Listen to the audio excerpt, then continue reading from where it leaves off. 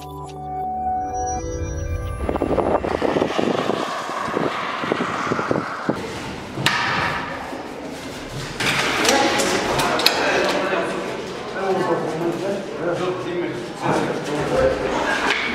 отызда күнделікті бәндегі планеркімізге келдік.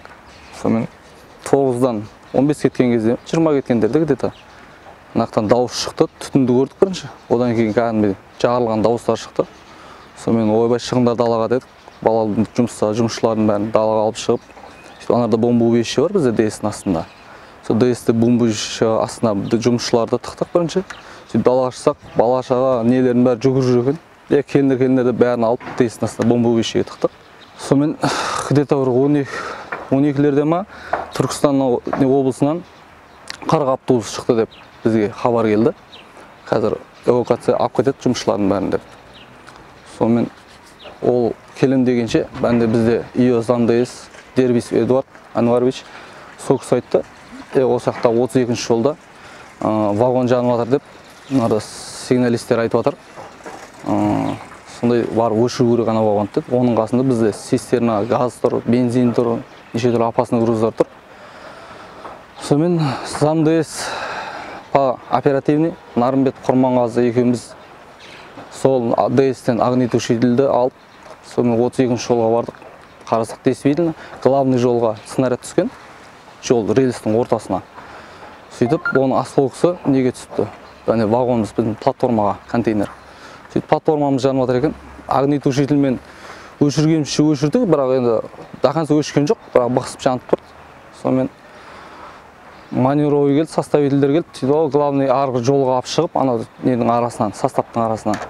Сөйтіп, соқтан пожарный машиналарды шақырып, сонымен өшірдік вагонды. Сонымен осындай болды жағдай. Жағылыс. Кеткен жоқсыздар ол? Жоқ, жұмыста кететін бізде ондай ой болған жоқ. Бала-шаға главный әке-шешемізден звондап едік, шықтық арыстанды кеттік деді. Кетсеңіздер болды, главный сіздер шықсаңыздар, біз енді жұмыстамыз. Не де болса, жұмысшылармен көреміз бірге. Құрылысшыларға мен риза болатын жерім, жаңағы мектептің кабинеттердің есіктері, бояуларын мектеп әкімшілігімен ақылдасып, қандай түстер керек, бізбен ақылдасып барып, оны іске асырып жатқанда мен өте қуаныштымын. Сонымен бірге ұлттық қазына, жаңағы самұрық қазына деп отырмыз, басшылары келіп осында.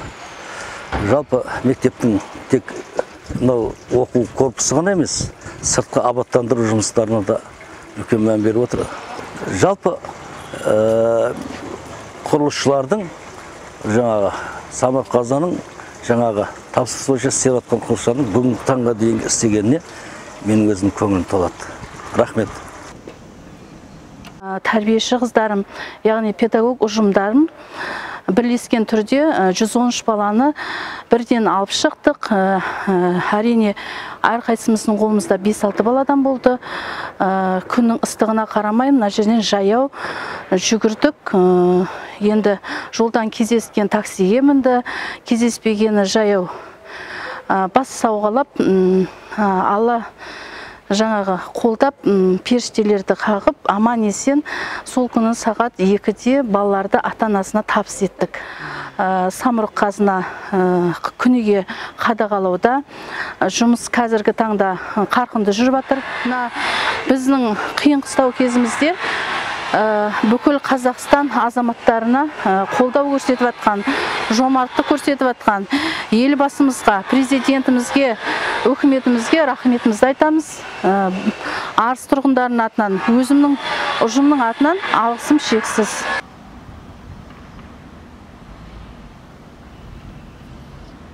Осы мүмкіндікпен Арыс ауданына Құдай қаласа алдыңғыдан да жақсы аурухана болады Құдай қаласа.